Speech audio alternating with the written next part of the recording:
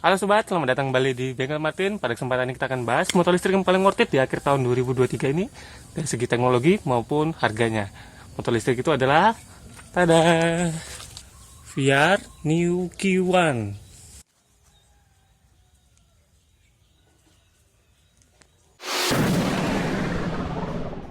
Yang pertama dari segi harga. Kenapa kok paling worth it? Kalau kita bikin golongan kelas harga motor listrik itu bisa kita bikin jadi 3 golongan umum yang sekitar 12 jutaan, sekitar 20 jutaan, dan sekitar 30 jutaan. Bisa kita bilang yang harganya hemat, menengah, maupun mahal ya. Di atasnya ada lagi yang spesial yang sampai ratusan juta pun ada, tapi yang paling umum 3 golongan harga ini. VR itu di tengah, sekitar 21.500.000 harganya. Namun, dia dapat subsidi 7 juta. Jadi harganya jadi 14.500.000. Harganya mendekati harga yang murah, tapi teknologinya yang unggulan. Perbedaan drastis antara harga yang menengah sama yang hemat itu adalah baterainya, pakai baterai lithium. Kalau yang hemat itu baterainya masih SLA. Itu performa baterainya sangat jauh berbeda. Baterai lithium jauh lebih stabil, ada BMS-nya, bisa lebih aman pada saat pengecasan. Itulah gambaran umum untuk dari segi harganya.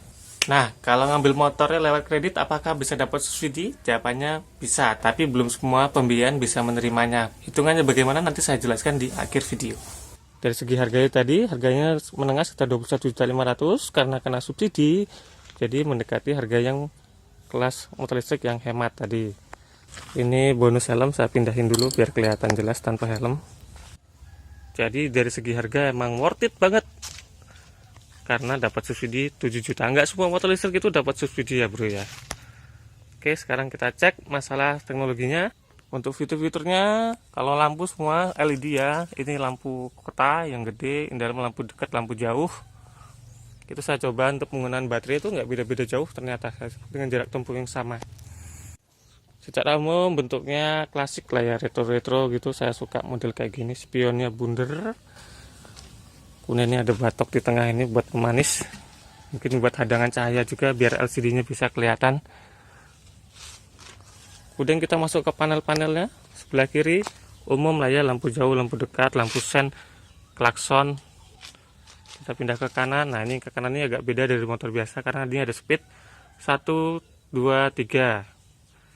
Untuk speed kita tes dulu. Ini saya baru naik ke standar 2 ya. Kalau kalian biasa naik ke standar 2 motor matic itu kan bakalan kaget. Kenapa? Enteng banget bosku ngangkatnya. Oke, kita lanjut ke speed. Ini sebelumnya kita nyalakan dahulu. Sebelum nyoba, setiap start selalu di mode P. P itu parking ya artinya. Jadi dia nggak bisa jalan. Kalau digas pun nggak akan jalan. Ini mode pengaman. Kita tekan dulu P sekitar 3 detik, 1, 2, 3. Dia berubah ke mode jalan. Saya menunjukin perbedaannya antara speed 1, 2, 3 ini. Speed 1 dulu. Saya gas.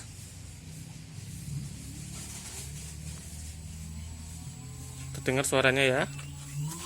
Ini muter. Jadi top speednya ada di 38 km per jam. Saya pindah ke speed 2. Top speednya ada di 50 km per jam. Saya pindah ke speed 3.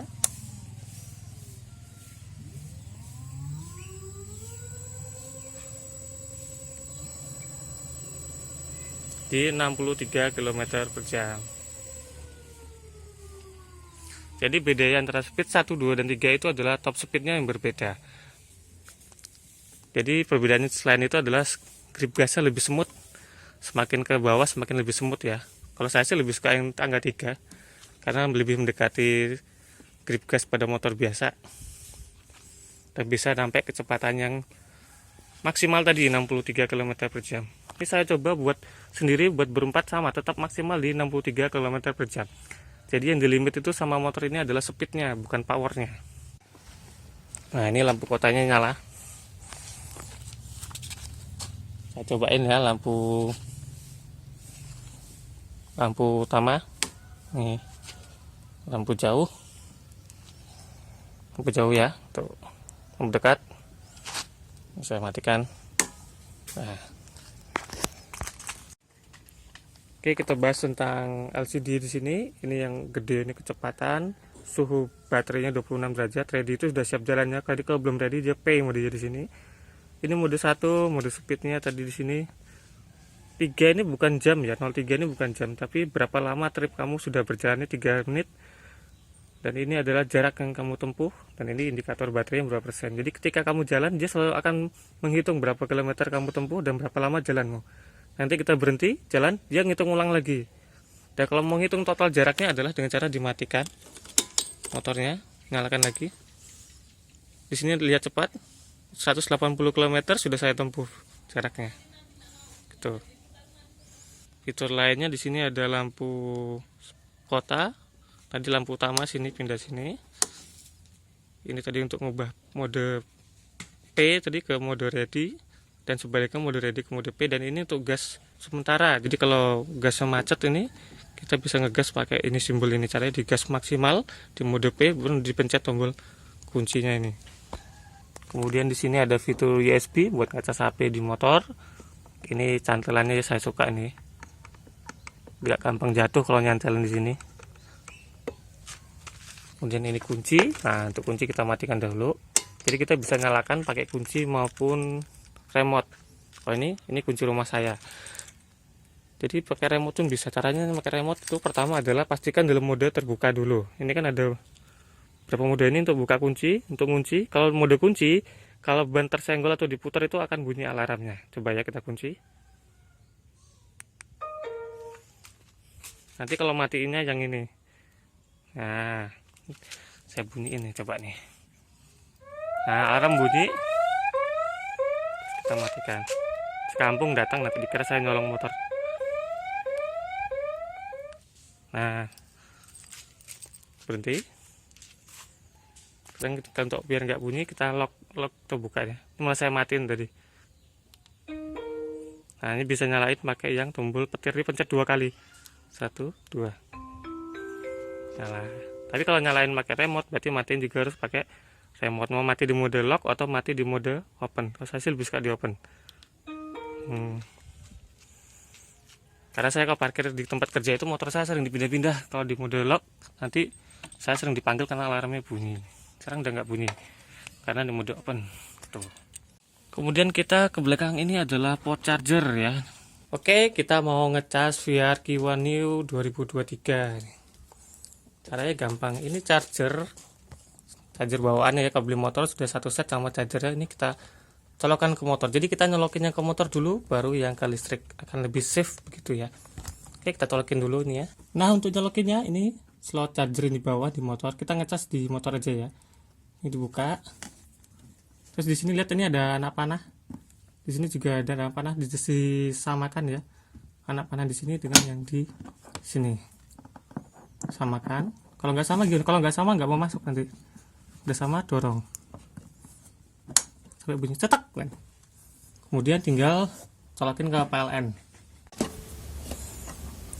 Ini kita colokkan ke colokan listrik. Listriknya kalau nggak salah listriknya minimal 900 watt ya. Kalau 450 gimana? Kalau 450 numpang ngecas di tempat yang listriknya gede, bisa di masjid, di pos ronda, apa di mana. Pokoknya kita harus kreatif. Kalau udah mulai ngecas terdengar bunyi nying. Ini merah, lampunya merah. Oh, ini saya chargernya terbalik naruh. Lampunya merah, kalau udah penuh jadinya hijau. Oke, cara ngecas di motor seperti itu ya. Kalau di baterai juga kurang lebih sama. Kalau di baterai juga sama, ini dilepas, terus colokan dari charger tadi ini dipasang di sini, sama ada lainnya juga, ada anak panahnya juga di sini, sama ya.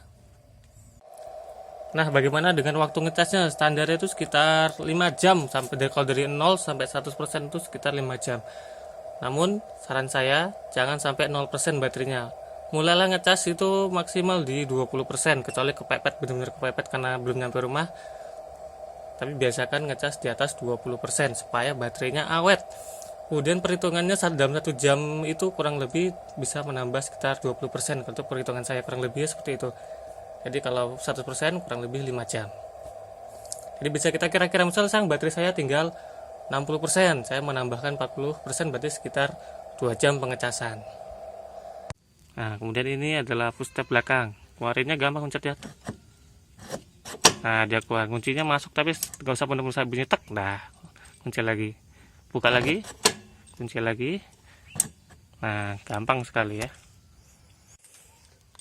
Kemudian kita ke belakang. Modelnya ini ya. Imut banget pokoknya, ini lampu rem. Model bulatnya bulat-bulat pokoknya. Ini plat sebagainya, di sini ada lampu plat.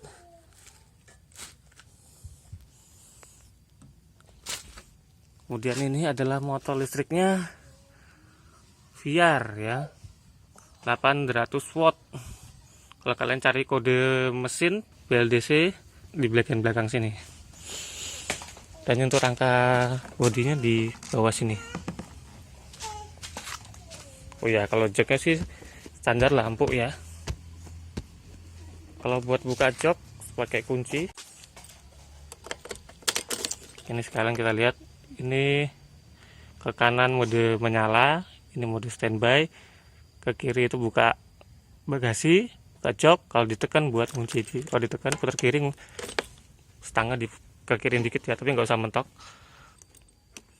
Kunci stang, bukanya tekan, balikin lagi ke kanan. Kalau buka jok tekan stick, langsung nggak usah ditekan, nggak usah didorong, langsung putar ke kiri. Nah, jok terbuka. Tada, ini isinya baterai 1 lithium, bukan SLA ya, lithium, dan ini bisa dicopot-copot 60 volt 23 ampere hour. Tempatnya 2, tapi baterainya 1. Kalau beli 21.500.000 dapetnya 1. Kalau tambah 1 ini sekitar 8,5 juta, 9 juta, saya lupa persisnya. Ini adaptor charger bawaannya. Nih, 71,4 volt 4 ampere ya. Kata yang jual, kata dealer ini minimal 900 watt listrik di rumah. Kelebihan kalau beli baterai cuma 1 nih, bisa buat naruh charger dan jas hujan di bawahnya. Tapi kalau jas hujannya basah jangan dimasukin ke sini ya, dikeringkan dulu baru masuk sini. Karena ini area elektronik berbahaya kalau kena air. Sebisa mungkin tidak kena air. Kemudian ini ada MCB, hidupin matiin baterai. Kalau misalnya baterainya motor lama nggak dipakai, di offin aja. Atau misalnya mau dicuci, sebaiknya di offin dulu. Ini saya on karena sering dipakai. Untuk lain-lainnya controller ada di bawah sini ya, saya nggak perlu ngeliatin ya, karena kita juga nggak terlalu paham. Tapi yang pasti controller kualitasnya sudah oke banget, stabil, dan itu bukan controller murahan pastinya. Bisa sampai lupa, fitur canggih lainnya adalah ini remnya sudah cakram semua, depan maupun belakang itu udah cakram, jadi depan belakang udah cakram. Jadi sistem pengereman jos banget ya. Suspensi juga nggak tanggung-tanggung, ini sudah enak banget empuk buat sendiri maupun barengan. Kalau saya sih lebih nyaman kalau berbarengan ya, boncengan ya, karena saya enteng sih, jadi lebih enak kalau boncengan, lebih nyaman. Maksimal beban diangkat tuh 160 kilo, 160 180 ya, saya lupa persisnya. Kalau saya sih pakai berempat, biasanya saya, istri, anak saya masih SD, dan satu lagi bayi, berempat itu nyaman-nyaman aja. Cuman bedanya kalau pakai boncengan itu lebih boros baterai timbang sendiri tentunya ya, karena bebannya pasti berbeda. Oke, terakhir sedikit sharing pengalaman saya selama pakai motor ini 3 hari. Untuk pengecasan itu jam itu sekitar 20% dia dapatnya. Jadi kalau misalnya kalian daya sudah 60%, mau ke 100% itu hanya perlu sekitar 2 jam. Di baterai itu ada BMS, baterai manajemen sistem. Jadi kalau kalian ngecas lebihin dari waktunya itu sebenarnya nggak apa-apa. Cuman sebaiknya jangan terlalu lama, karena selain lebih boros listrik, akan memperpendek usia charger juga. Kita bahas tentang bisakah motor ini diambil lewat kredit. Bisa. Pembiayaan yang menerima sekarang di Oktober 2023 ini baru Adira. Subsidinya bagaimana? Subsidi tetap dapat nanti untuk mengurangi DP.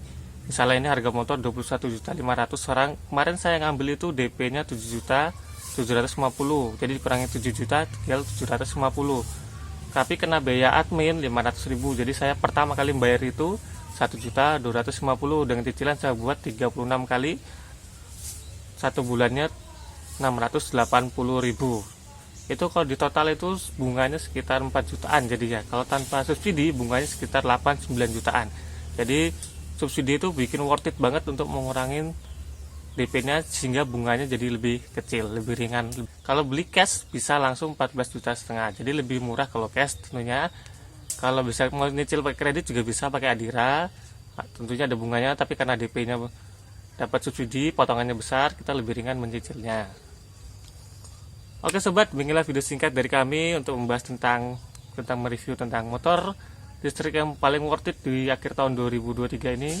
VR Niki One sudah mengalami beberapa tahap perkembangan sampai yang tahap terakhir ini ada 2 bagasi baterainya. Bila kalian tertarik dengan motor ini, bisa kontak saya, nomor saya kasih di kolom deskripsi. Nanti kita cek jatah subsidinya, satu keluarga itu, satu kakak itu satu.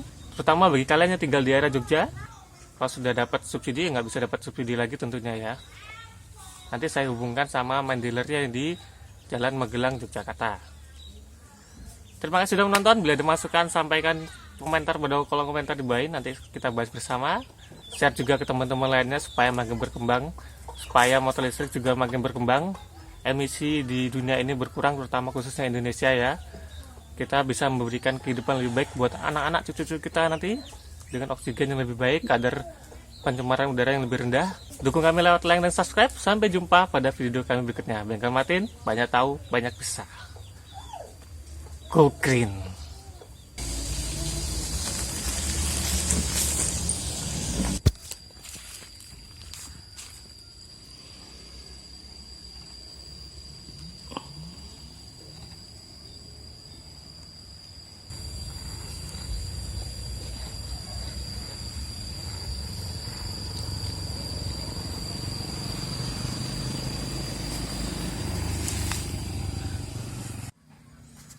Satu perbedaan dengan motor konvensional biasanya adalah pada motor listrik rem itu sesuai standar pemerintah. Kalau kita rem itu dia matiin mesin.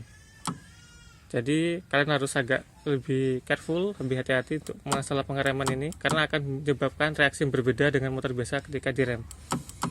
Jadi akan ada perbedaan pola pengereman dari biasanya. Nah, untuk lebih jelasnya nanti akan saya bahas di tips cara mengendarai motor listrik pada video panjang kami berikutnya.